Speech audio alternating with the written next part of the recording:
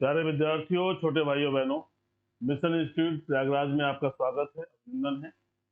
आइए शुरुआत करते हैं प्रतिदिन की तरह इंपॉर्टेंट चीजों से। एक बार अपने सभी साथियों को जोड़ लीजिए और परीक्षा से जुड़े हुए विद्यार्थियों तक शेयर कर दीजिए, मैसेज पहुंचा दीजिए। आइए घटनाक्रम की तरफ चलते हैं और पहली घटनाक्रम आपका, सबसे पहले हम लोग आते हैं और ध्यान देते हैं कौन कौन सी बातें हैं, किस तरह से क्या हुआ है।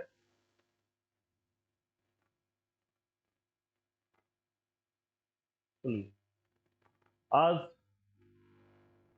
9 दिसंबर है। क्या ऐतिहासिक घटनाक्रम है, इस क्रम से देखेंगे। 1758 में भारत में मद्रास का 13 महीनों तक चलने वाला युद्ध आरंभ हुआ। 1758 की बात हो रही है। दूसरा कहा जा रहा है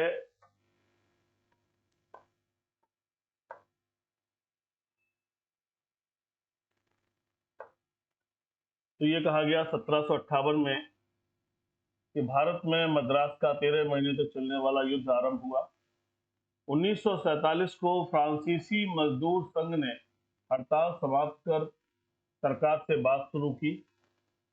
1946 में आज ही के दिन संविधान सभा की पहली बैठक, ये आपके लिए इंपॉर्टेंट पॉइंट है कि पहली बैठक नई दिल्ली के कॉन्स्टिट्यूशनल हॉल में हुई और 2007 में पूर्व प्रधानमंत्री बेनजीर भुट्टो ने पाकिस्तानी सरकार के साथ अपने सभी संबंध समाप्त करने की घोषणा दी। पाकिस्तान की महिला रही और प्रधानमंत्री के पद पर रही, हालांकि दुर्घटना में नहीं रही, एक्सीडेंट हुआ, विस्फोट हुआ, बहुत सारी बातें हुई। तो ये थी आज की खबरें, आज की ऐतिहासिक दृष्टिकोण से इंपॉर्टेंट बात। आइए अगले उस पर बातचीत करते हैं कि आज की क्या चर्चा है, क्या ऐसी बातें हैं जो परीक्षा के लिए इंपॉर्टेंट है। प्यारे विद्यार्थियों, छोटे भाइयों बहनों, एक एक बात को ध्यान सुनिएगा, सभी परीक्षा के लिए इंपॉर्टेंट होती है। पहली खबर है आपके लिए, national payments corporation of India.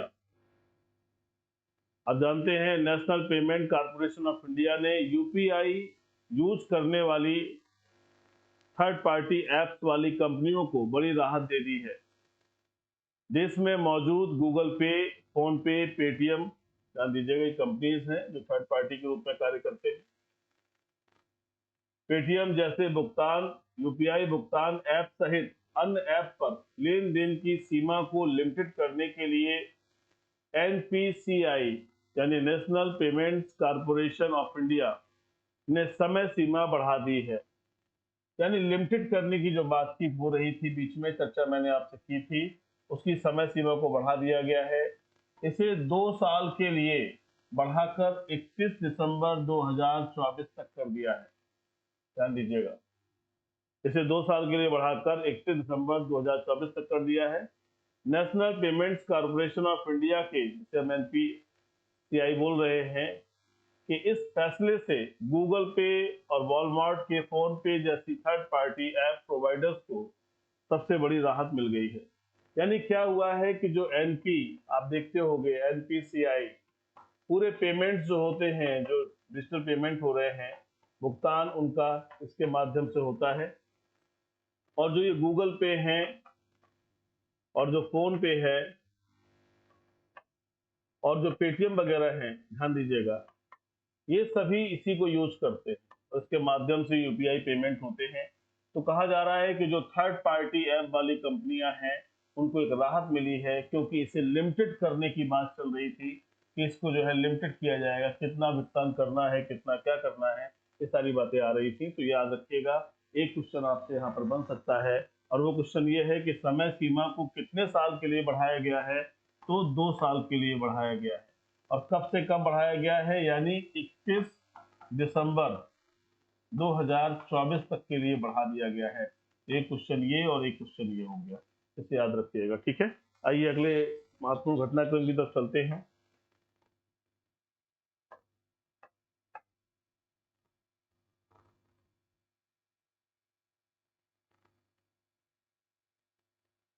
Film निर्माता एस एस राजा मौली ध्यान दीजिएगा, इनका नाम चर्चा में रहा है। एस राजामौली ने न्यूयॉर्क फिल्म क्रिटिक्स सर्किल में RRR के लिए सर्वश्रेष्ठ निर्देशक का पुरस्कार जीता है। ये भारत के लिए एक बड़ी खबर है, अच्छी खबर है कि फिल्म निर्माता कौन है। एस राजामौली ने न्यूयॉर्क फिल्म क्रिटिक्स सर्किल में क्या हुआ है, RRR ट्रिपल आर फिल्म आई थी, आपने ध्यान दिया होगा, उसके सर्वश्रेष्ठ निर्देशक के पुरस्कार को जीता है।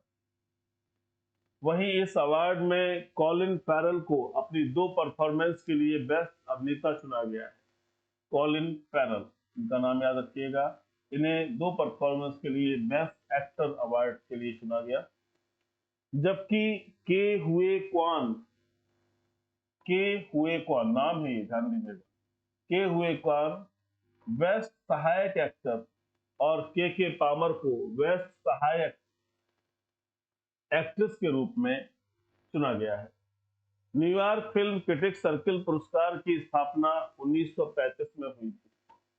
1935 जब भारत शासन अधिनियम आया था भारत में, उस समय इस चीज की स्थापना हुई थी, इस ऑर्गेनाइजेशन की। ये अमेरिका का सबसे पुराना क्रिटिक्स ग्रुप है, जिसने अमेरिका के कई बड़े अखबार, मैगजीन और वेबसाइट शामिल हैं।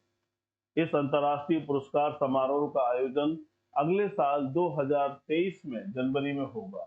यानी ये घोषणा हो गई है, अब ये आयोजन के माध्यम से ये पुरस्कार, ये सारी चीजें वितरित की जाएंगी। तो आप याद रखिएगा, ट्रिपल आर के लिए हमारे यहाँ के एस राजामौली नाम याद रखिएगा। परीक्षा में आपसे यही पूछा जा सकता है, इसके लिए तैयार रहिए।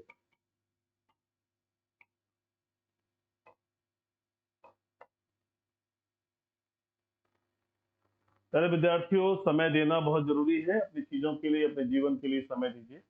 हम लोगों का मार्गदर्शन है, बाकी पढ़ना, मेहनत करना आपके हाथ में होता है। आप कितना डिवोटेड होकर, कितना मेहनत से कार्य करते हैं, यही आपके भविष्य का निर्धारक होता है। आइए अगले घटनाक्रम पर चलते हैं। स्थानीय छोटे किसानों के लिए लागत कम करने, उपज बढ़ाने और जलवायु परिवर्तन की अग्रिम पंक्ति में आजीविका की रक्षा के लिए एक अग्रणी समाधान भारतीय स्टार्टअप खेती द अर्थ थॉट पुरस्कार के 5 विजेताओं में से एक है। यानी जो पुरस्कार की बात हो रही, ध्यान दीजिएगा, भारतीय स्टार्टअप खेती द अर्थ थॉट पुरस्कार के 5 विजेताओं में से एक है। प्रिंस विलियम और द अर्थ थॉट प्राइज ने बोस्टन में 2022 के विजेताओं का खुलासा किया। उद्यमियों और नव प्रवर्तकों का एक निपुण समूह जो ग्रह की मरम्मत और पुनः उत्पन्न करने के लिए अभूतपूर्व समाधानों का नेतृत्व कर रहा है। तो ये क्या है, ये देखिए, भारतीय स्टार्टअप खेती, ठीक है, आजीविका के इस पुरस्कार के लिए इसका नाम चुना गया है। और ये कहा जा रहा है प्रिंस विलियम और द अर्थ थॉट प्राइज ने बोस्टन में इस विजेताओं का खुलासा किया है। तो भारतीय स्टार्टअप खेती, इसका नाम याद रखिएगा, भारतीय स्टार्टअप खेती। ये हम लोगों के लिए इंपॉर्टेंट पॉइंट है। कहां हुआ है, बोस्टन, ये याद रखने की चीज है आपको। 2022 का है, 2022 का, ठीक है। इन बातों को ध्यान रखेंगे तो आपके लिए एक अच्छा प्रश्न आपके सामने है। जो भी पढ़ाई हम लोग पढ़ रहे हैं, ये सभी परीक्षाओं के दृष्टिकोण से इंपॉर्टेंट है। इसका कोई टारगेट वनडे एग्जामिनेशन या कोई परीक्षाएं निर्धारित नहीं। आप जो भी परीक्षाएं दे रहे हैं, सभी जगह करंट अफेयर्स आने हैं, सभी जगह इंपॉर्टेंट क्वेश्चंस आने हैं, तो उनको लेकर एक सीरीज लाया था। तो इस पर सारी चीज चल रही है आपकी, ध्यान दीजिएगा। आइए, चौथा इंपॉर्टेंट पॉइंट क्या है, आरबीआई ने भारतीय बैंकों के विदेशी कारोबार के लिए ढांचा जारी किया है। आरबीआई ने भारतीय बैंकों के विदेशी कारोबार के लिए ढांचा जारी किया। भारतीय रिजर्व बैंक ने भारतीय बैंकों और वित्तीय संस्थानों की विदेशी सहायक कंपनियों और शाखाओं को भारतीय घरेलू बाजार में विशिष्ट रूप से अनुमत गतिविधियों को करने की अनुमति देने के लिए एक रूपरेखा तैयार की है। ध्यान दीजिएगा, ये पॉइंट क्या कहा जा रहा है, कहा जा रहा है कि आरबीआई ने क्या किया है, भारतीय बैंकों के विदेशी कारोबार के लिए भारतीय बैंकों के विदेशी कारोबार के लिए ढांचा जारी किया गया। तो ये एक सामान्य ढंग से बस बात को समझ लीजिए। बाकी अभी जो रूपरेखा बनेगी, आने वाले समय में चीजें आएंगी, उन्हें और अच्छे से हमें पढ़ना होगा। आइए, IDFC asset management company limited, जो आईडीएफसी के म्यूचुअल फंड व्यवसाय का प्रबंधन करती है, का नाम बदलकर बंधन एस्टेट मैनेजमेंट कंपनी लिमिटेड कर दिया गया है। तो देखिएगा, ये जो आईडीएफसी एसेट मैनेजमेंट कंपनी है, इसका नाम क्या बदल के कर दिया गया है? बदल कर दिया गया बंधन एसेट मैनेजमेंट कंपनी लिमिटेड। ये आपके लिए इंपॉर्टेंट हो सकता है कि पूछा जाए भाई क्या नाम चेंज हुआ, तो बंधन एसेट याद कर लेना, तो इसमें से ही तुम्हारा प्रश्न सही हो जाएगा और हम लोग आगे बढ़ जाएंगे।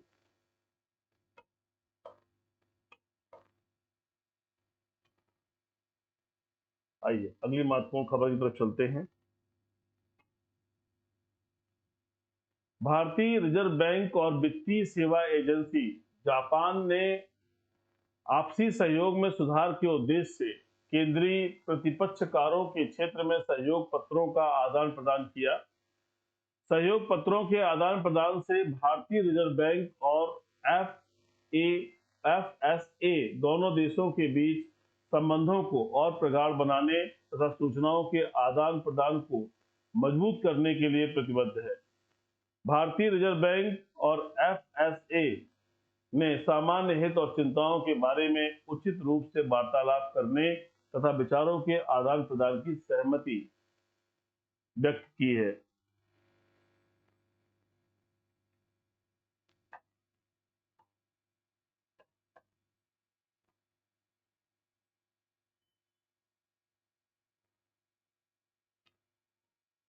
देखिए इसमें क्या कहा गया है, भारतीय रिजर्व बैंक और वित्तीय सेवा एजेंसी जापान। देखिए हमारे देश का जो बैंक है, इसकी बात हो रही है, आरबीआई की बात। और ये क्या है? ये वित्तीय सेवा एजेंसी है, फाइनेंशियल सर्विस एजेंसी जापान में। इन दोनों के बीच में ये सारे सहयोग की बात हुई है। तो एक जानकारी आपको मिल गई है कि इसके माध्यम से क्या होगा।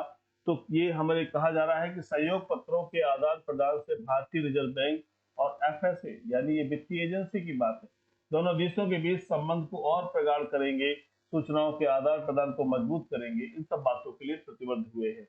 देखिए ये जो भी एग्रीमेंट होते हैं, जो भी समझौते होते हैं, ये काफी दूरगामी होते हैं और इनके परिणाम हमें हर तरफ दिखते हैं। खाली इसका उद्देश्य ये नहीं होता है कि हाँ हम आर्थिक हितों के लिए ही बात कर रहे हैं, द्विपक्षीय वार्तालाप में भी बहुत महत्वपूर्ण योगदान होता है। आइए अगली घटना की तरफ चलते हैं।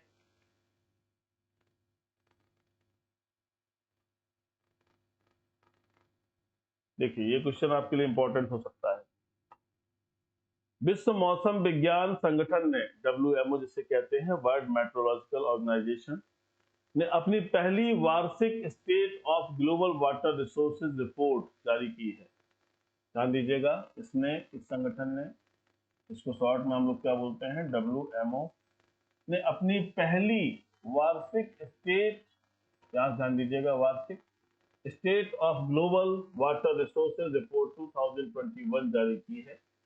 इस वार्षिक रिपोर्ट का उद्देश्य क्या है? बढ़ती मांग और सीमित आपूर्ति के युग में वैश्विक ताजे जल के संसाधनों की निगरानी और प्रबंधन का समर्थन करना है। साल 2001 से 2018 के बीच यूएन वाटर ने बताया कि सभी प्राकृतिक आपदाओं का 74% जल से संबंधित था। देखिए ये डब्ल्यूएमओ एक ऑर्गेनाइजेशन है जो क्या करता है, मौसम के संदर्भ में, जो हमारे पर्यावरणीय स्थितियां हैं उनके संदर्भ में जानकारी हम तक पहुंचाता है, रिपोर्ट जारी करता है कि क्या हो रहा है, कैसे प्रकृति में परिवर्तन हो रहे हैं, क्या चेंजेस दिख रहे हैं। उनके आधार पर पानी के लिए ये जो सब चीजें हो रही है, ये वाटर के लिए है। और वाटर के कैसे वाटर? ताजा पानी, यानी जिसे हम मीठा पानी कहते हैं, जो पीने योग्य पानी होता है, उसकी बात हो रही है।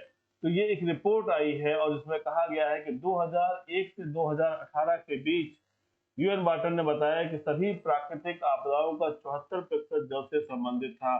कहीं ना कहीं जो भी प्राकृतिक आपदाएं हुई हैं, नेचुरल कैलेमिटीज आई हैं, नेचुरल कैलेमिटीज आई हैं, उनके पीछे जो रीजन दिखाया गया वो कहा गया है कि वो जल से संबंधित है। तो इस बात को ध्यान रखिएगा कि कहा जाता है बिन पानी सब सून, पानी गए न उबरे, मोती मानुष चून। तो पानी के इंपॉर्टेंस को लेकर के रिपोर्ट थी आपकी, आप इसे ध्यान दीजिएगा, अच्छी रिपोर्ट है। आइए अगले घटनाक्रम की तरफ चलते हैं। नेशनल स्टॉक एक्सचेंज की सहायक कंपनी एनएसई इंडेक्स ने कहा कि उसने Nifty Bharat bond index series के तहत एक और इंडेक्स लॉन्च किया है। भारत बॉन्ड सूचकांक श्रृंखला एक लक्षित परिपक्वता तिथि संरचना का पालन करती है, जिसमें श्रृंखला में प्रत्येक सूचकांक एक विशिष्ट वर्ष में परिपक्व होने वाली सरकारी स्वामित्व वाली संस्थाओं द्वारा जारी किए गए ट्रिपल ए रेटेड बॉन्ड के पोर्टफोलियो के प्रदर्शन को मापता है। तो ये नेशनल एनएससी के बारे में बात की, इसको बस नॉर्मली आप याद रखिएगा, बाकी परीक्षाओं के लिए पढ़ते रहिए। खासतौर से ऐसे क्वेश्चंस आपको इंटरव्यूज में बहुत रोल प्ले करते हैं, इसलिए वहां की चर्चा हो रही है। आइए अगले घटनाक्रम पर चलते हैं। आज की क्या घटनाएं इंपॉर्टेंट है, तो मुझे तो सारी बातें आपके लिए कवर करनी है, इसलिए मैं सब बातों को लेकर के आता हूँ। पूर्व केंद्रीय मंत्री हंसराज गंगाराम अहीर, अभी क्वेश्चन बन गया आपके लिए, बहुत अच्छा प्रश्न है। पूर्व केंद्रीय मंत्री हंसराज गंगाराम अहीर, इनका नाम याद रखिए, हंसराज गंगाराम अहीर ने राष्ट्रीय पिछड़ा वर्ग आयोग के अध्यक्ष के रूप में पदभार ग्रहण किया है। वह संसदीय निर्वाचन क्षेत्र चंद्रपुर महाराष्ट्र से 4 बार सांसद चुने गए हैं, संसद सदस्य चुने गए हैं। कभी आप साउथ में ट्रेन से जाइए तो चंद्रपुर पड़ता है बीच में, तो चंद्रपुर से महाराष्ट्र से 4 बार ये संसद के सदस्य रहे और वह महाराष्ट्र विधान परिषद के भी सदस्य थे। इसके पहले वर्ष 2014 से 2019 के बीच 68 वर्षीय अहीर केंद्रीय गृह राज्य मंत्री और केंद्रीय रसायन एवं उर्वरक राज्य मंत्री थे। राष्ट्रीय पिछड़ा वर्ग आयोग का गठन शुरू में केंद्र सरकार द्वारा राष्ट्रीय पिछड़ा वर्ग अधिनियम 1999 द्वारा किया गया था। तो ध्यान दीजिएगा, आपसे क्वेश्चन बन गया कि हंसराज गंगाराम अहीर ये क्या हो गए हैं, ये ओबीसी पिछड़ा वर्ग, राष्ट्रीय पिछड़ा वर्ग जो ओबीसी के संदर्भ में बना है, तो राष्ट्रीय पिछड़ा वर्ग आयोग के क्या बन गए हैं, ये अध्यक्ष बन गए हैं। तो ये परीक्षा के लिए इंपॉर्टेंट क्वेश्चन हो गया, ध्यान दीजिएगा। एक राजनेता हैं जिन्हें इस पद पर बैठाया गया है।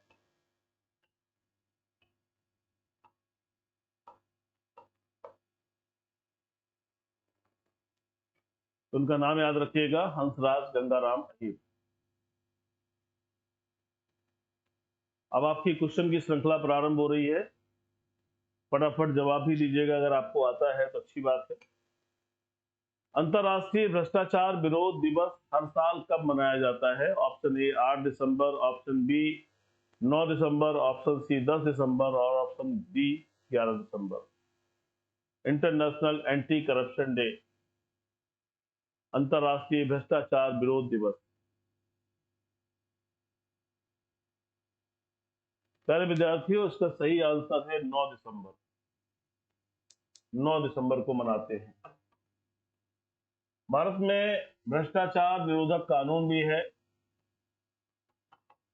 भ्रष्टाचार निरोधक कानून 1988। इसके तहत भ्रष्टाचार को कम करने के लिए प्रयास हो रहे हैं।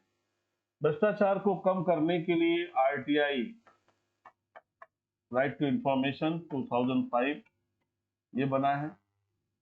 इसने भी काफी पारदर्शी ट्रांसपेरेंट समाज बनाया है, सूचनाएं लोगों को मिल जा रही है। तो ध्यान रखिएगा, सभी भ्रष्टाचार के उन्मूलन के लिए सभी प्रयास है, तो याद रखिएगा।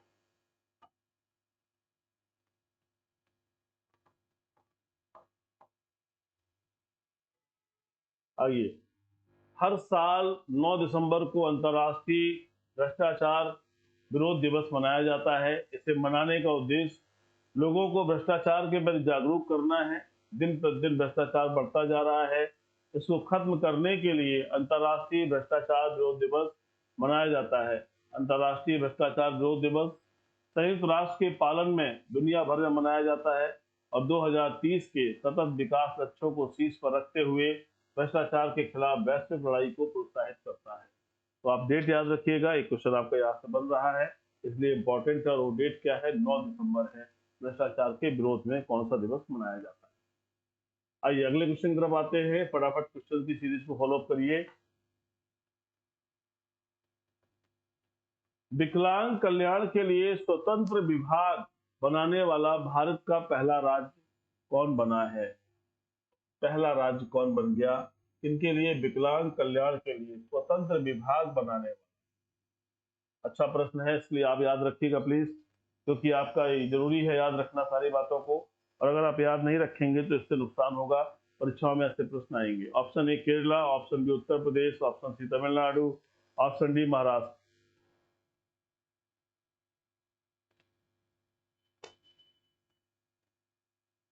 सारे विद्यार्थियों, इसका सही आंसर है महाराष्ट्र। एक नाथ शिंदे सरकार ने इस दिशा में कार्य किया है। तो ये क्वेश्चन आपके लिए इंपॉर्टेंट हो सकता है, ध्यान रखिएगा।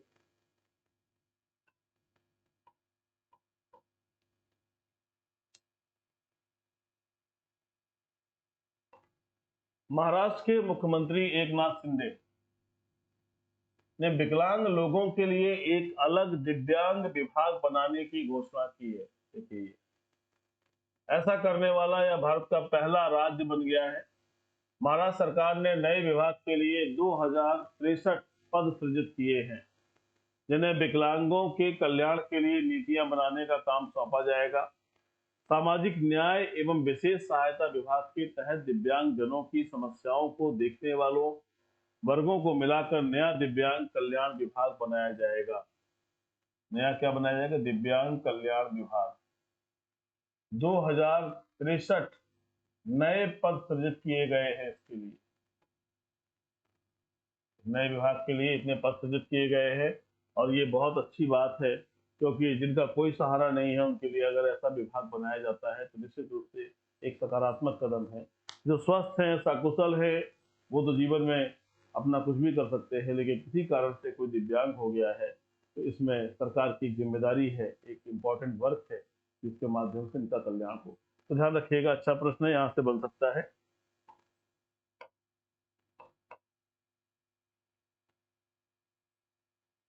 तीसरा इंपॉर्टेंट क्वेश्चन आपके सामने आ गया, बहुत अच्छा प्रश्न है, आपको मिल सकता है। हाल ही में नॉइज ने किसे अपना नया ब्रांड एम्बेसडर नियुक्त किया है? देखिए, ब्रांड एम्बेसडर तो इसलिए नियुक्त किए जाते हैं ताकि उस ऑर्गेनाइजेशन का प्रचार हो, प्रसार हो, लोग उसको समझें, जुड़े। तो ये इसलिए ब्रांड एम्बेसडर अपॉइंट किए जाते हैं। Option A Virat Kohli, option B Mahendra Singh Dhoni, option C Akshay Kumar, option D Surya Kumar Yadav.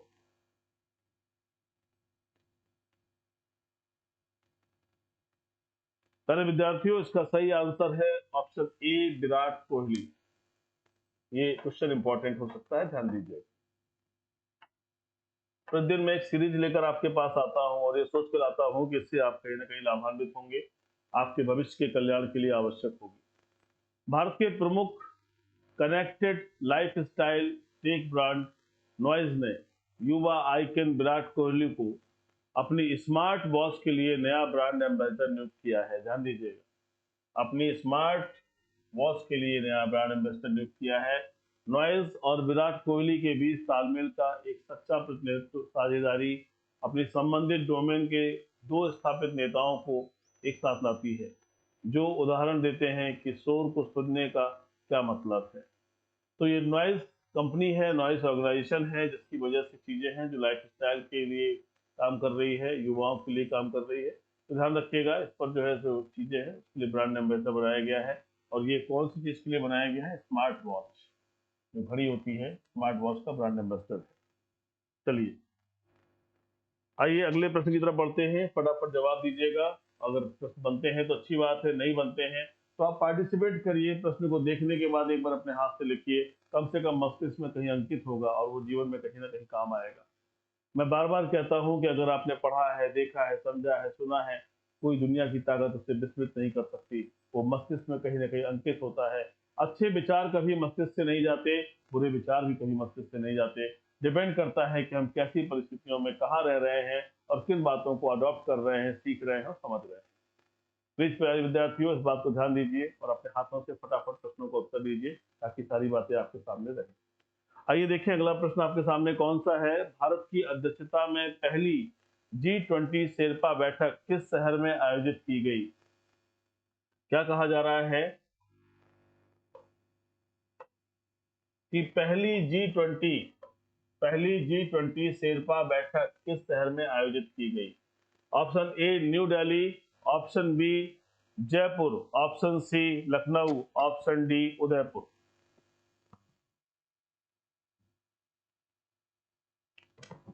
बहुत अच्छा प्रश्न है, फटाफट बताइए। First G20 sherpa meeting.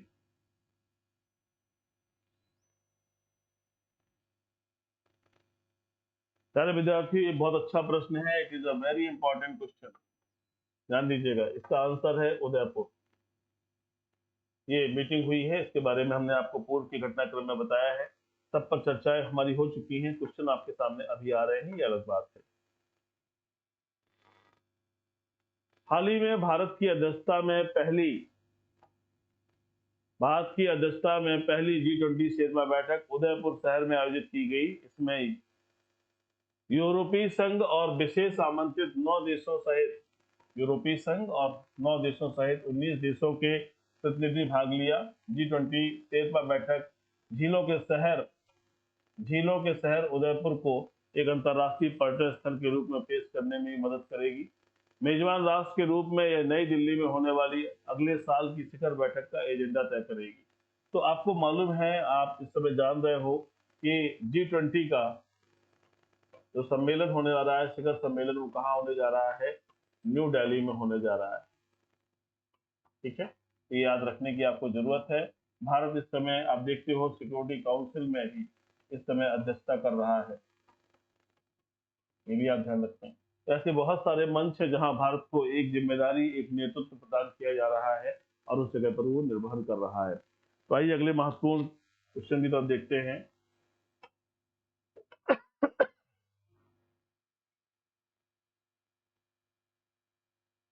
हाल ही में किस बैंक को bankers bank of the year award दिया गया है?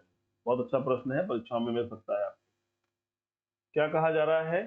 किस बैंक को bankers bank of the year award दिया गया? Option A State Bank of India, option B Central Bank of India, option C Canara Bank, option D National Bank of India.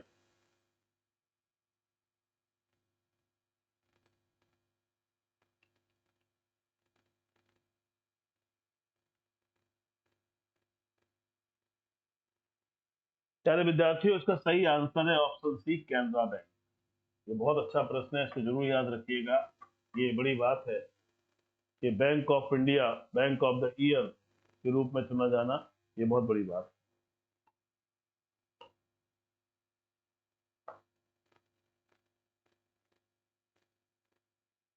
Canara bank को London में आयोजित ग्लोबल बैंकिंग समिट में Bharat segment के लिए bankers bank of the year award 2022 प्रदान किया गया। Canara bank के एमडी और सीईओ एल बी प्रभाकर ने आयोजकों से पुरस्कार हासिल किया। विजेताओं को पिछले 12 महीनों में उनके संबंधित भौगोलिक क्षेत्र में रिटर्न, स्ट्रेटजी, इनोवेशन, टेक्नोलॉजी और प्रोडक्ट और सर्विसेज को डिलीवर करने की उनकी क्षमता पर फैसला लिया गया था। ध्यान रखिएगा, ये क्या कहा गया है, आपको इसको दिमाग में बैठा लीजिए। कहाँ आयोजन हुआ है इसका? तो कैनरा बैंक को लंदन में आयोजन, ठीक है, यहाँ पर हुआ है। और क्या कहा गया है? Bankers bank of the year award 2022 दिया गया है। और कौन रिसीव करने पहुंचे? तो एलबी प्रभाकर जी ने इसको रिसीव किया है। तो ध्यान रखिएगा, किन बातों पर दिया गया है? तो return, strategy, innovation, technology, product, services deliver करने की उनकी क्षमता पर फैसला किया गया है। ये सारी चीजें देखते हुए अवार्ड दिया गया है। तो कैनरा बैंक का नाम याद रखिएगा, कैनरा बैंक। इस वर्ष बैंक में एक क्वेश्चन आपका यहाँ पे आ सकता है।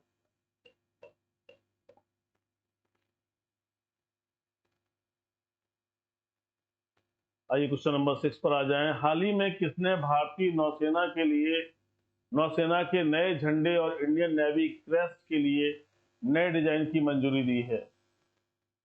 Option A Droupadi Murmu ji, option B Narendra Modi ji, option C Amit Shah, option D Arvind Kejriwal. बहुत अच्छा प्रश्न है। हाल ही में किसने भारतीय नौसेना के नए झंडे और इंडियन नेवी क्रेस्ट के लिए नए डिजाइन को मंजूरी दी है? प्यारे विद्यार्थियों, इसका सही आंसर है आपका अपने भारत की राष्ट्रपति द्रौपदी मुर्मू जी। द्रौपदी मुर्मू जी भारत की राष्ट्रपति हैं और तीनों सेनाओं की सर्वोच्च सेनापति हैं। आर्टिकल 53 क्या कहता है कि सेना का सर्वोच्च समादेश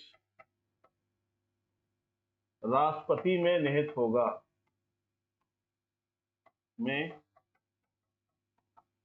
निहित होगा। सेना का सर्वोच्च समादेश राष्ट्रपति में निहित होगा। तो ये आदेश, ये चीजें आप ध्यान रखिएगा, ये द्रौपदी मुर्मू जी के द्वारा दिया गया है। इसको डिजाइन करने की मंजूरी दी गई है। ये परीक्षा के लिए इंपॉर्टेंट हो सकता है।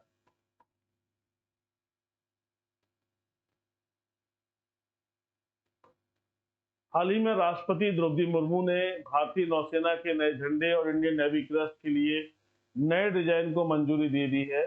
औपनिवेशिक काल से जुड़ी चीजों से छुटकारा पाने के लिए सरकार ने यह कदम उठाया है।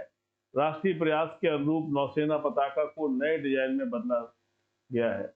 जो पहले था वो ब्रिटिश परंपरा को शो कर रहा था और ये कहीं ना कहीं हम लोगों के लिए उचित नहीं था।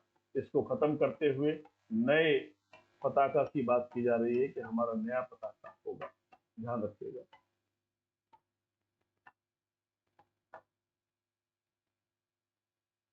क्वेश्चन नंबर 7 पर आ जाइए प्यारे विद्यार्थियों। स्वतंत्रता के लिए हमारे राष्ट्रीय संघर्ष को प्रेरित करने वाले महान आदर्शों को संजोने और उनका पालन करने का उल्लेख संविधान के किस भाग में किया गया है? Option A fundamental rights, option B directive principles of state policy, option C preamble, option D fundamental duties. देखिए क्या कह रहे हैं, गौर से देखिएगा। स्वतंत्रता के लिए हमारे राष्ट्रीय संघर्ष को प्रेरित करने वाले महान आदर्शों को संजोने और उनका पालन करने का उल्लेख। सारे विद्यार्थियों, इसका यह आंसर है आपका फंडामेंटल ड्यूटीज। फंडामेंटल ड्यूटीज में इन बातों का उल्लेख किया गया है कि ऐसे लोगों के प्रति सम्मान का भाव रखा जाए, ये हमारा कर्तव्य है। इसे याद रखिएगा, फंडामेंटल ड्यूटीज में ये चीज आई है। आइए,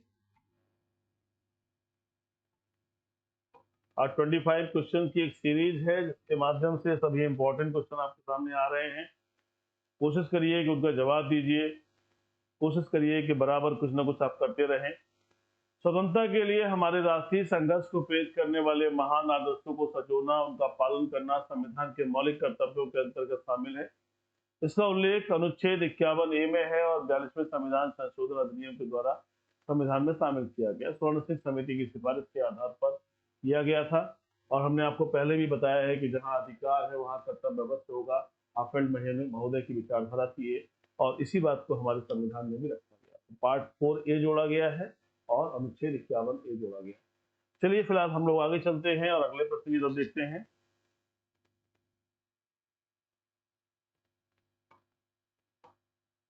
किस राज्य ने अपने सकल राज्य घरेलू उत्पाद को दुगना करने के लक्ष्य को प्राप्त करने के लिए प्रबंधन परामर्शदाता मैकिन्से को काम पर रखा है?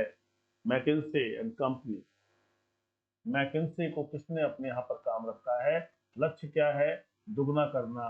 राज्य सकल घरेलू उत्पाद को दुगना करना चाहता है। ऐसा कौन सा राज्य है जिसने प्रबंधन परामर्शदाता जो कंपनी है, जो ऑर्गेनाइजेशन है, जो व्यक्ति है, उनको काम पर रखा है?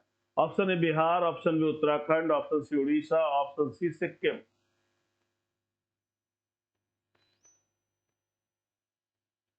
पहले विद्यार्थियों, इसका सही आंसर है बी उत्तराखंड। लक्ष्य क्या है?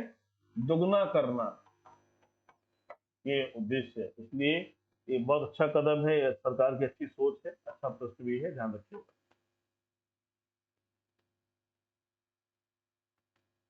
उत्तराखंड ने राज्य के अगले 5 वर्षों में 15% CAGR हासिल करके GSDP को 2.7 लाख रुपए से बढ़ाकर 2.73 लाख करोड़ रुपए से बढ़ाकर 5.5 लाख करोड़ रुपए करने का लक्ष्य रखा है।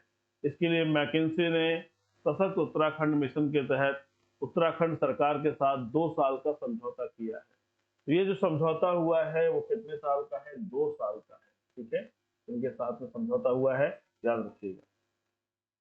अच्छा प्रश्न है, परीक्षा में पूछा जा सकता है, इसलिए ध्यान रखना बहुत जरूरी है। चलिए, अभी आपसे एक प्रश्न अभी हमने चर्चा की थी और उसका प्रश्न आपके सामने आ गया, अब तो आपको बनी जाना चाहिए। हाल ही में किस संस्थान ने state of global water resources 2021 शीर्षक से एक रिपोर्ट जारी की है? Option A WMO, option B WHO, option C UN, option D ICMR। ये तो क्वेश्चन बहुत अच्छा अभी मैंने बताया है, फटाफट आप जवाब दीजिए। और ये चर्चा में पिछले 3-4 दिनों से है, इसमें मैं बार बार आपसे बात कर रहा था कि ऐसे प्रश्न भी परीक्षाओं में आए हैं और ये इस शीर्षक को लेकर के क्या चल रहा है। प्यारे विद्यार्थियों, ये है आपका वर्ल्ड मेट्रोलॉजिकल ऑर्गेनाइजेशन, विश्व मौसम से संबंधित जो संगठन है हमारा, उसकी भूमिका है, उसी ने ये रिपोर्ट जारी की है, आपको ये पता है। तो इसका आंसर क्या हुआ? WM। ठीक है, इसे याद रखिएगा।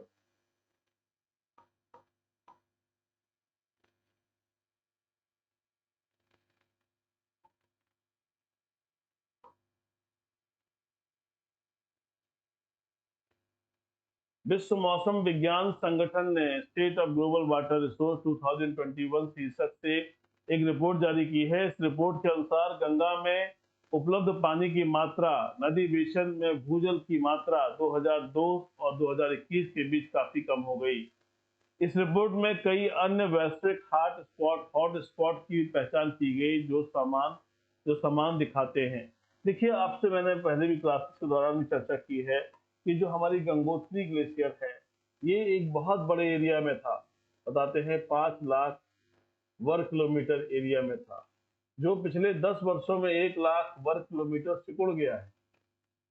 इतना सिकुड़ गया है, इसका मतलब है कि आने वाले समय में पानी की कमी होने जा रही है, मीठे जल के स्रोत कम होते जाएंगे, तो कैसे जीवन चलेगा? जीवनदायिनी माना जाता है गंगा को। तो ये एक रिपोर्ट है जिसके संदर्भ में हम लोगों ने चर्चा की है, इसे याद रखिएगा। क्वेश्चन नंबर 10, हाल ही में भारत ने किस देश के साथ इंटेलिजेंट ट्रांसपोर्ट सिस्टम के लिए economic development cooperation fund loan समझौते पर हस्ताक्षर किए हैं? Option A America, option B Japan, option C South Korea, option D China. बहुत अच्छा प्रश्न है, फटाफट फोटो भी आप देख रहे हो, फोटो देखकर भी आइडिया लगा सकते हो, कुछ आता है तो बहुत अच्छी बात है। क्या कहा जा रहा है कि इंटेलिजेंट ट्रांसपोर्ट सिस्टम के लिए economic development corporation fund loan के लिए क्या हुए हैं हस्ताक्षर? कौन सा आंसर है इसका? इसका आंसर है साउथ कोरिया। साउथ कोरिया, ये बहुत अच्छा प्रश्न है, याद रखिएगा। ये जो प्रश्न मैं चर्चा कर रहा हूँ, इनका उद्देश्य खाली वनडे नहीं है मेरे भाई, अगर आपको ऐसा लगता है। ये आपके सिविल तक जाएगा, आप देख लीजिएगा पेपर को उठा करके। अभी RO ARO की परीक्षा होने जा रही है, सभी ग्रेजुएट लोग इस परीक्षा को दे सकते हैं। इस परीक्षा के माध्यम से समीक्षा अधिकारी बनता है, समीक्षा अधिकारी गस्टेड पोस्ट है। या तो आपको प्रयागराज में रहने को मिलेगा या आपको लखनऊ में रहने को मिलेगा। महिलाओं के लिए भी बहुत अच्छी पोस्ट है, तैयारी करना होता है, GS आना है और आपका हिंदी आना है। तो अगर अच्छे से आपने पढ़ लिया, सारी चीजें जो बताई जा रही कर लिया, मार्गदर्शन के अनुसार चल गए, तो सिलेक्ट हो जाएंगे। ये सब प्रश्न आपको देखेंगे, क्योंकि जो अभी आप पढ़ रहे हो यही तो एग्जाम में आने वाला है। इसलिए प्लीज मेहनत जो आप कर रहे हैं वो पूरी मानसिक स्थिति को नॉर्मल करते हुए करें, बार बार चीजों को देखें, समझें और तैयारी में लगे रहें। आइए, भारत और दक्षिण कोरिया ने 245 अरब कोरियाई वॉन से अधिक की आर्थिक विकास सहयोग निधि ऋण के संबंध में व्यवस्था पर हस्ताक्षर किया है। यह समझौता दिल्ली में Nagpur Mumbai super communication expressway project पर इंटेलिजेंट ट्रांसपोर्ट सिस्टम की स्थापना के लिए है। तो एक दो प्रश्न आपके यहाँ से बन गए हैं, इस व्याख्या को ध्यान दीजिएगा। क्या कहा जा रहा है? 245 अरब कोरियाई वॉन से अधिक का है।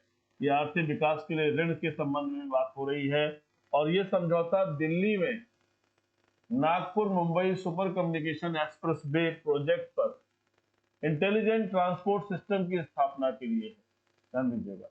तो एक तो ये आपका क्वेश्चन बन गया, कितना पैसा है? तो 245 है। कहाँ पे, किस एक्सप्रेसवे की बात हो रही है? तो Nagpur Mumbai super communication expressway की बात हो रही है और इंटेलिजेंट ट्रांसपोर्ट सिस्टम की स्थापना की बात हो रही है। तो ये दूरगामी भविष्य के लिए बहुत अच्छी योजनाएं हैं जो भारत और दक्षिण कोरिया के मध्य वार्तालाप के द्वारा हुई है। आइए अगले घटनाक्रम पर चलते हैं, अगले क्वेश्चन पर चलते हैं। क्वेश्चन नंबर 11, हाल ही में किस राज्य के मुख्यमंत्री ने SIPCOT प्रौद्योगिक पार्क का उद्घाटन किया है? SIPCOT industrial park. Option A Telangana, option B Uttarakhand, option C Bihar, option D Tamil Nadu. बहुत अच्छा प्रश्न है, ये आपको बहुत ज्यादा संभावना है कि मिलेगा। प्यारे विद्यार्थियों, देखिए आपके सामने चित्र भी मैं लेकर आया हूँ। बड़ी मेहनत करनी होती है इसके लिए, ऐसे ही नहीं चीजें आपके सामने आ रही हैं। हर चीज को लाने का प्रयास करता हूँ ताकि आपके मस्तिष्क में अंकित हो जाए और कहीं ना कहीं हम एक क्वेश्चन, दो क्वेश्चन, 10 क्वेश्चन बढ़ा सके। इस तरह से आपकी सफलता में हमारा कार्य सहायक हो सके। इसका आंसर है तमिलनाडु। याद रखिएगा, इसका आंसर क्या है? तमिलनाडु है। ये जो सिपकॉट की बात हो रही है, सिपकॉट, SIPCOT, ये इंडस्ट्रियल पार्क है। कहाँ की बात हो रही है? तमिलनाडु की बात हो रही है। कहाँ इसका उद्घाटन हुआ है, ध्यान रखिएगा।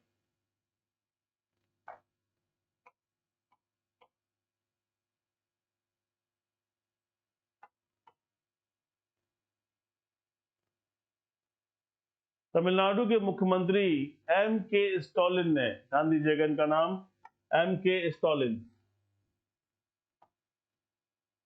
ने तमिलनाडु के परम्बूर जिले में एरयूर में एक औद्योगिक पार्क का उद्घाटन किया है। उन्होंने फीनिक्स कोठारी फुटवियर पार्क की आधारशिला भी रखी है।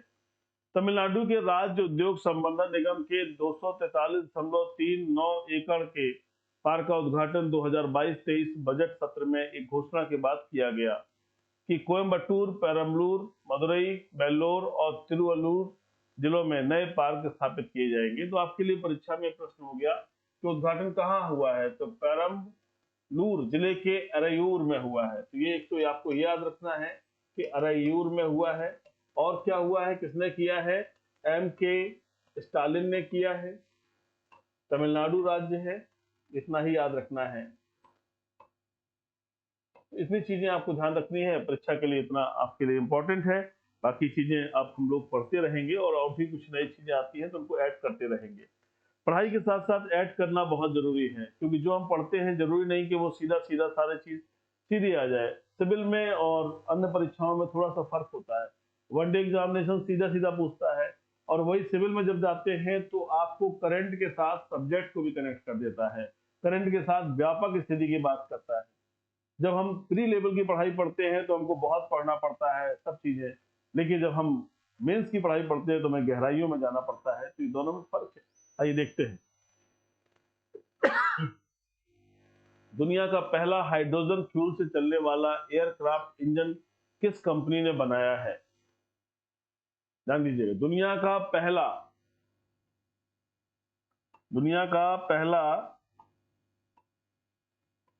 हाइड्रोजन फ्यूल से चलने वाला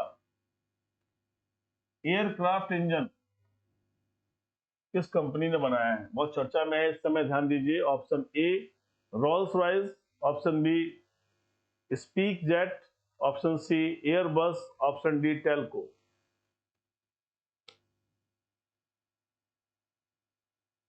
प्यारे विद्यार्थियों, इसका सही आंसर है रोल्स रॉयस। कार बनाती है ये कंपनी और बहुत महंगी कार बनाती है। इसने अभी इसको टेस्ट किया है और इसकी जो है प्रयोग चल रहे हैं, लगाकर टेस्ट किया जा रहा है। हो सकता है आने वाले समय में ये हम लोगों के लिए काफी लाभप्रद हो, एक दूरगामी उद्देश्य के लिए अच्छा हो। दुनिया का पहला हाइड्रोजन फ्यूल चलने वाला aircraft engine Rolls Royce company ने बनाया है। रोल्स रॉयस ने इस काम के लिए AF2100A टर्बोप्रॉप इंजन का इस्तेमाल किया है, जिसे उन्होंने हाइड्रोजन फ्यूल तकनीक के अनुसार बदला था।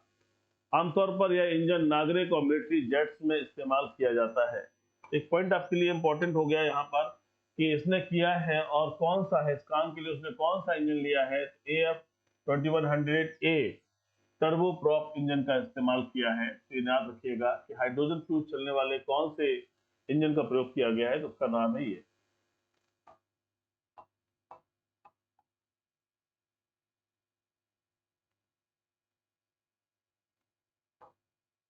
हाल ही में भारत का मात्र मृत्यु अनुपात घटकर प्रति 1 लाख जीवित जन्मों पर कितना हो गया है।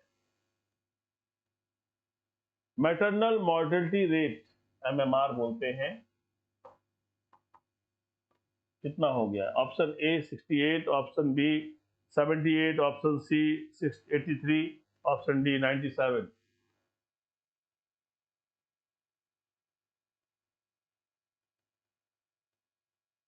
सारे विद्यार्थियों, इसका आंसर है 97। ये मदर मॉर्टेलिटी रेट है, मां का मरना है। 1 लाख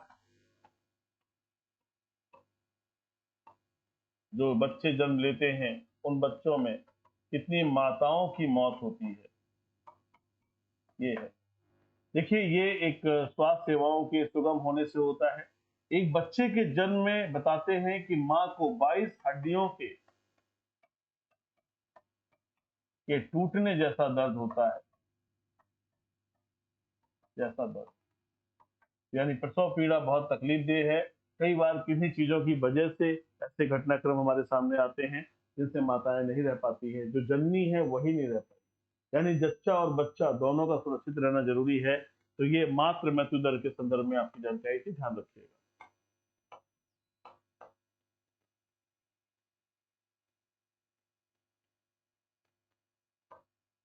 हाल ही में भारत का मात्र मृत्यु दर अनुपात घटकर प्रति 1 लाख जीवित जन्मों पर 97 हो गया है।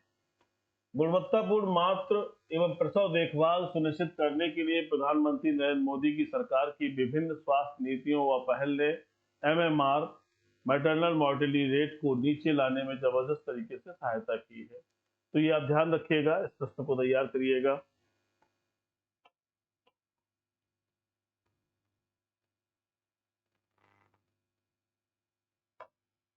हाल ही में सिलचर महोत्सव 2022 का उद्घाटन कहाँ किया गया। सिलचर महोत्सव 2022। Option A Bihar, option B Assam, option C Orissa, option D Kerala. आप नाम ही देख रहे हो तो आपको आइडिया लग जाना चाहिए कि ये कहाँ है, कैसी जगह पर है। ये ध्यान रखिएगा। देखिए, आंसर भी यहाँ लिख करके आ रहा है ना। चलिए, इसका आंसर है असम। ये अच्छा प्रश्न है, ध्यान रखिएगा, इंपॉर्टेंट है, परीक्षा में आपको मिल सकता है।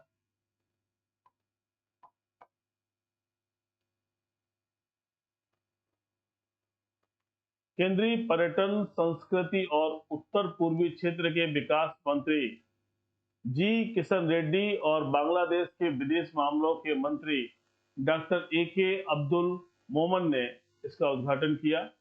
यह 5 दिनों तक चलने वाला उत्सव है, जिसे संस्कृति मंत्रालय और इंडिया फाउंडेशन द्वारा संयुक्त रूप से आयोजित किया गया है। तो आप स्थान याद रखिएगा, यही आपके लिए इंपॉर्टेंट क्वेश्चन होगा।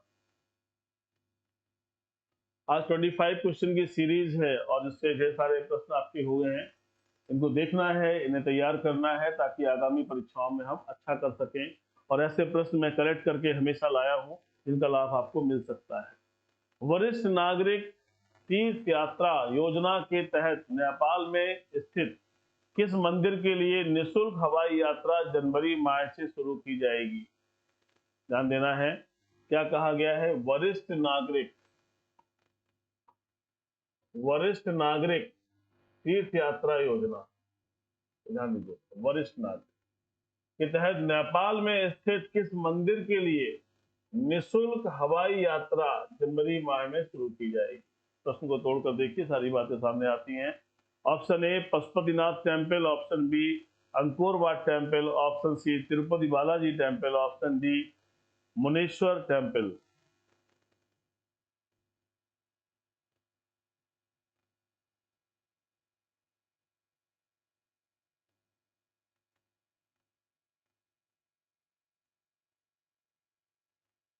प्यारे विद्यार्थियों, इसका सही आंसर है पशुपतिनाथ टेम्पल। पशुपतिनाथ टेम्पल नेपाल में है और ये भगवान शिव का मंदिर है, लॉर्ड शिवा का मंदिर है ये। तो ये ध्यान रखना है, यहाँ के लिए निःशुल्क यात्रा, और वो भी किसके लिए है? वरिष्ठ नागरिक है, तो ध्यान रखिएगा।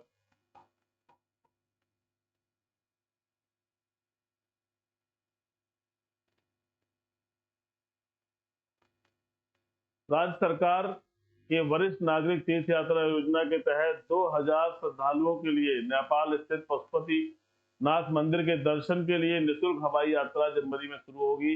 राजस्थान देवस्थान विभाग के मंत्री श्रीमती शकुंतला रावत हैं। तो ये 2000 लोगों के लिए है, याद रखिएगा, ठीक है। और ये राजस्थान सरकार की योजना भी याद रखिएगा।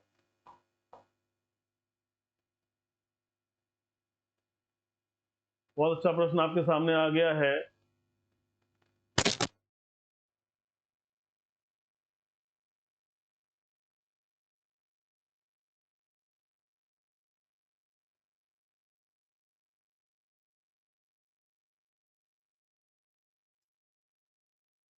प्रश्न है, बताइए फटाफट। क्वेश्चन नंबर 16, आईने अकबरी के लेखक कौन थे? आईने Akbari, option A Khafi Khan, option B Abul Fazal, option C Akbar, option D Bhimsen.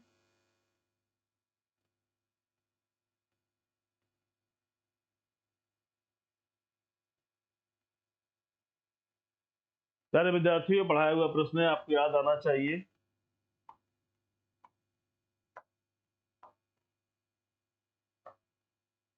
इसके लेखक हैं अबुल फजल। इन्होंने अकबरनामा लिखी। ये फारसी भाषा में लिखी गई पुस्तकें हैं, फारसी में, और इसका अंग्रेजी अनुवाद किया गया है, इंग्लिश में अनुवाद किया गया है हेनरी बेवरिज के द्वारा। तो ये भी नाम याद रखिएगा, और ये याद रखिएगा कि अकबरनामा फारसी भाषा में लिखा गया है, और किसने लिखा है? अबुल फजल ने। अबुल फजल अकबर के 9 रत्नों में से एक थे, इनके दरबारी थे। याद रखिएगा, ये क्वेश्चन आपके सामने आ सकता है कि आईने अकबरी के लेखक कौन थे। अकबर तो पढ़ा लिखा ही नहीं था, है ना, अनपढ़ था ये, इसने कुछ पढ़ा लिखा नहीं था, ये अनपढ़ था। चलिए अगले प्रश्न की तरफ चलते हैं।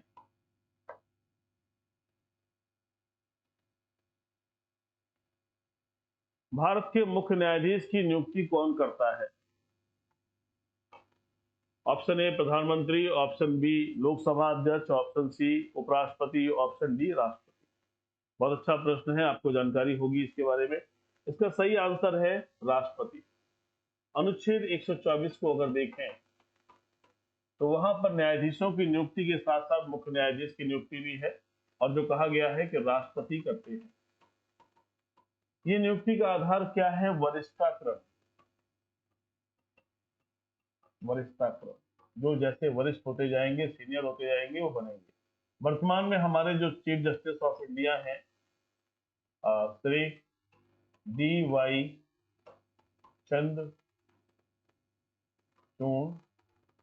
ये जो है सीनियरिटी में आगे थे और इसलिए बने हैं। 2 वर्षों के लिए हैं, 2 ईयर। खास बात यह है कि इनके पिता भी चीफ जस्टिस रहे हैं। ये बहुत बड़ा सौभाग्य है, बहुत बड़ा अवसर है इनके लिए भी और हम लोगों के लिए भी कि एक परिवार से 2 लोग आए और लंबे कार्यकाल के लिए आए, याद रखिएगा।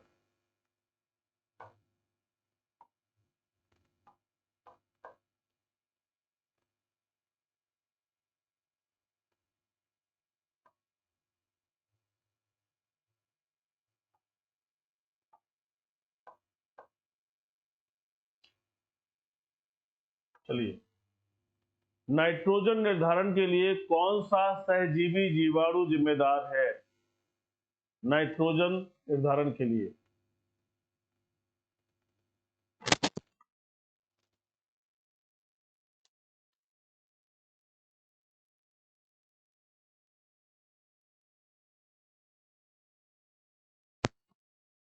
देखिए प्यारे विद्यार्थियों, इसका सही आंसर है राइजोबियम। ये नाइट्रोजन के स्थिरीकरण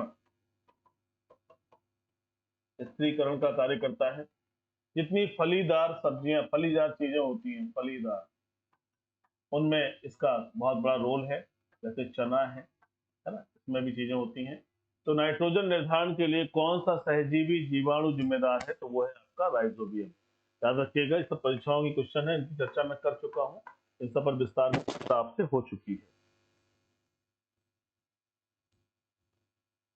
अगला इंपॉर्टेंट क्वेश्चन आपके पास आ गया, परीक्षा में बहुत रिपीट हो रहा है। जीएसटी परिषद में कितने सदस्य होते हैं?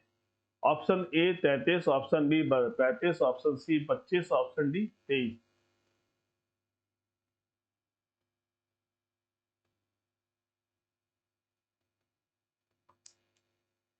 प्यारे विद्यार्थियों, इसका सही आंसर है 33। देखिए 101वां संविधान संशोधन एक्ट है 2016 का, जिसके माध्यम से जीएसटी भारत में व्यवस्था में शामिल हुआ। जीएसटी का मतलब है गुड्स एंड सर्विसेज टैक्स, यानी कई प्रकार के जो टैक्स चल रहे थे उन सबको खत्म करके इस टैक्स को इन्वॉल्व किया गया। फ्रांस में 1954 से ही लागू था। तो याद रखिएगा, जीएसटी परिषद में 33 हैं, 101वां संविधान संशोधन अधिनियम है 2016 का, और ये सर्विसेज और गुड्स पर लगता है, फ्रांस में 1954 से है।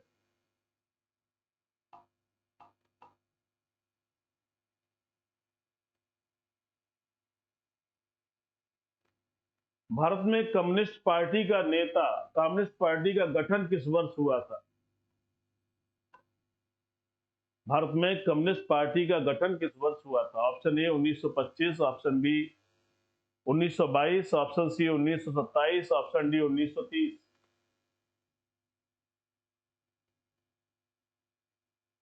सारे विद्यार्थियों, इसका आंसर है 1925। मानवेंद्र नाथ राय के द्वारा इसका गठन कानपुर में किया गया, कानपुर उत्तर प्रदेश, और इन्हीं का नाम शॉर्ट में लोग लेते हैं एमएन राय। ध्यान दीजिएगा, तो कम्युनिस्ट पार्टी का गठन भारत में हुआ था। कम्युनिस्ट पार्टी बाद में कई पार्ट में बट गई, और उसी की चर्चा हम लोग कर रहे थे। कल भी मैंने आपको बताया था कम्युनिस्ट पार्टी सर्वहारा के लिए है, सबसे कमजोर के लिए है सर्वहारा। ये अलग बात है कि इसमें से कुछ नेगेटिव लोग जो है अन्य गतिविधियों में, जैसे नक्सलवाद है, इन चीजों में भी इन्वॉल्व हो गए। जो माओ को मानते हैं वो माओवादी बन गए, और वही माओवाद नक्सलवाद बन गया। तो नक्सलवाद है क्या? नक्सलवाद तो एक घटना है जो नक्सलवाड़ी से शुरू हुई, नक्सलवाड़ी से। वास्तविकता में ये माओवाद, यानी माओ से तुंग की नीतियों का अनुसरण, माओ से तुंग की नीतियों का अनुसरण है ये। ध्यान रखने की आवश्यकता है कि क्या है, कैसे है। ये पार्टी है जिसका गठन किया था मानवेंद्र राय कानपुर में 1925 में।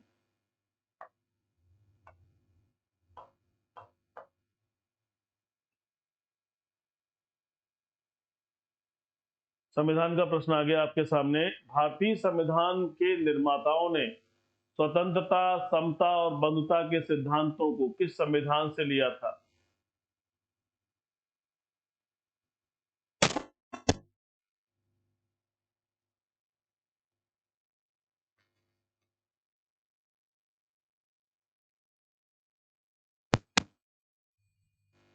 प्यारे विद्यार्थियों, इसका आंसर है फ्रांस के संविधान से, या फ्रांसीसी संविधान से।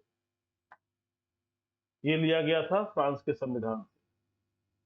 देखिए, जो ये चीजें हैं आप ध्यान दीजिएगा, यहीं पर याद रखिएगा कि फंडामेंटल राइट्स ये बहुत आते हैं, directive principle of state policy ये आते हैं, और फंडामेंटल ड्यूटीज ये आते हैं। तो ये कहाँ से लिए गए? यूएसए के संविधान से, ये कहां से? आयरलैंड के। और ये कहां से लिए गए? यूएसएसआर से। तो ध्यान रखिएगा, सोवियत संघ। ये सब बहुत सारे स्रोत से क्वेश्चन आते हैं, जनरली ये रिपीट होते रहते हैं, तो इन्हें मस्तिष्क में रखिएगा ताकि चीजें गलत ना होने पाए।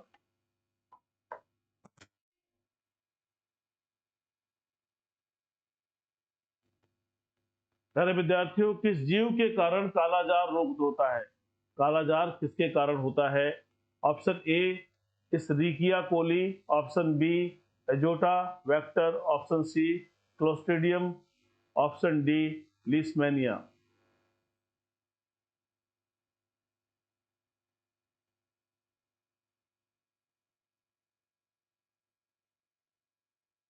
प्यारे विद्यार्थियों, इसका सही आंसर है लीशमैनिया। ये प्रोटोजोआ है, परजीवी प्रोटोजोआ। इसको याद कर लीजिए, ऐसे परीक्षाओं में रोग से संबंधित, चीजों संबंधित प्रश्न आते हैं, तो उन्हें हमें कैसे सही करना है तो ध्यान रखिएगा। बहुत आसान प्रश्न आपके सामने आ गया है, तो आप जानते हैं पृथ्वी की सतह के सबसे ऊपरी परत को क्या कहा जाता है? Mental, core, magma, crust. ये सब आपके सामने भी है और ये बिल्कुल दिमाग में रखा करिए। बहुत आसान प्रश्न होता है, लेकिन जब नहीं बनता तो दिक्कतें होती हैं। देखिए, इसका आंसर है, क्या कहा जा रहा है? ऊपरी परत की बात हो रही है। तो ऊपरी परत में हम क्या कहेंगे इसको? हम इसे बोलेंगे क्रस्ट। ठीक है, भूपर्पटी बोला जाता है। देखिए, ये है पृथ्वी की ऊपरी परत, इसे क्या बोलते हैं हम? क्रस्ट बोलते हैं। ठीक है, ये फिर हम उसके दूसरे हिस्से में आ गए, और दूसरा हिस्सा हमारा ये है। क्रस्ट के बाद से लेके दूसरा हिस्सा हमारे सामने दिख रहा है, इसे बोलते हैं मेंटल। ठीक है, और फिर जब हम अंदर चले गए तो ये हमारा कोर का एरिया बन गया। और कोर में हमने देखा कि इस तरह से, कोर माने, कोर को दो भागों में अगर बांट ले, बिल्कुल सेंट्रल में चले जाते हैं तो ये इनर कोर हो गया और ऊपर हो गया आउटर कोर। लेकिन कोर कहेंगे, तीन भागों में अगर बांटे तो पहला हमारा क्या हो गया? क्रस्ट हो गया, दूसरा क्या हो गया? मेंटल हो गया, और तीसरा क्या हो गया? कोर हो गया। ये तीन भाग हैं। ठीक है, परीक्षा में एक बड़ा कॉमन सा क्वेश्चन बार बार आता है, और किन्हीं किन्हीं कारणों से हम लोग गलत करके चले आते हैं, तो उसको ध्यान रखना है।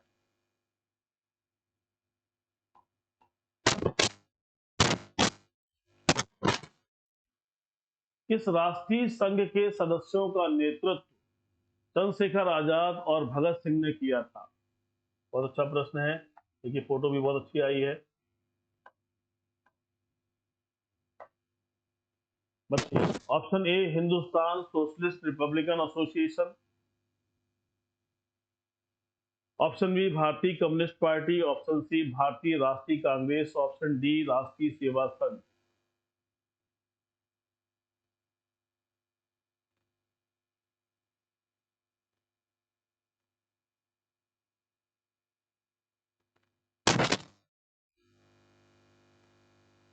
सारे विद्यार्थियों, इसका सही आंसर है Hindustan Socialist Republican association, HSRA। ये बहुत मजबूत एसोसिएशन था। 1928 में इसकी स्थापना दिल्ली में हुई। फिरोज शाह कोटला। तो याद रखिएगा, 1928 में इसकी स्थापना हुई और ये फिरोज शाह कोटला में हुई, दिल्ली में। इसका नेतृत्व दोनों लोगों ने किया है, भगत सिंह ने भी किया है और चंद्रशेखर आजाद जी ने भी किया है। इनको याद रखिएगा। आज का लास्ट क्वेश्चन आपके सामने आने वाला है।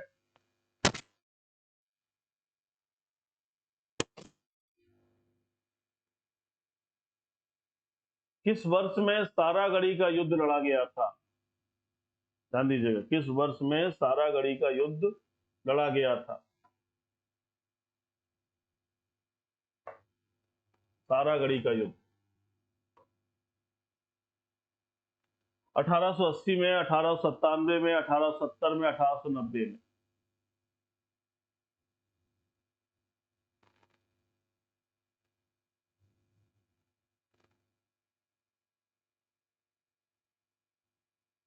प्यारे विद्यार्थियों, इसका आंसर है ये 1897, 12 सितंबर 1897 को ही लड़ा गया।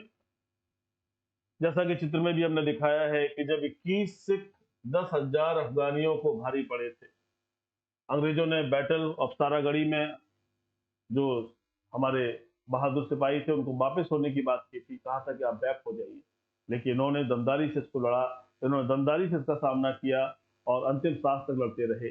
ये जो है बहुत ही बहादुरी वाला युद्ध था। इसी पर आप देखोगे कि फिल्म बनी है केसरी, तेरी मिट्टी में मिल जाओ, फूल बन के गुल बन के खिल जाओ। अक्षय कुमार ने फिल्म में एक एक्टर का रोल किया है और बहुत ही बहादुरी सारी चीज दिखाई गई है। तो ये आपका जो है सारागढ़ी का युद्ध है, 12 सितंबर 1897 को लड़ा गया था, ध्यान रखिएगा। इसमें 21 सिख सैनिकों ने हजारों अफगानियों पर काफी दमदारी से लड़ाई लड़ी थी। ये अच्छा प्रश्न है।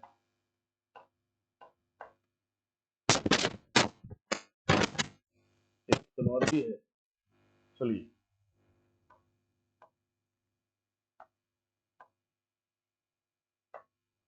भारत के किस राज्य में बथुकम्मा उत्सव मनाया जाता है? Option A Maharashtra, option B Telangana, option C Punjab, option D Uttar प्रदेश।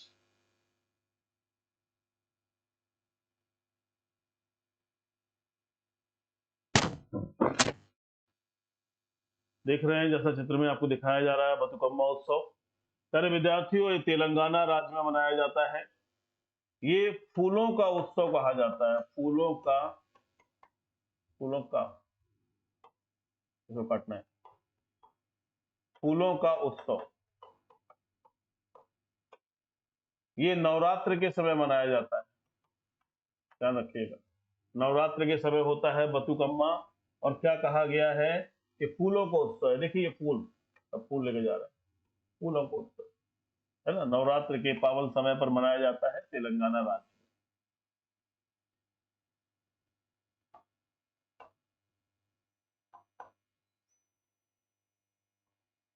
प्यारे विद्यार्थियों, छोटे भाइयों बहनों, मेरा प्रयास था कि अच्छी सीरीज आपके पास लाऊं। अगर आपको ये सारी चीजें अच्छी लगी है, समझ में आई है, तो जरूर लाइक करिए, कमेंट करिए। ईश्वर आपको सद्बुद्धि दे, जीवन पथ पर आप आगे बढ़ें और हमेशा सफलता की राह को देखें।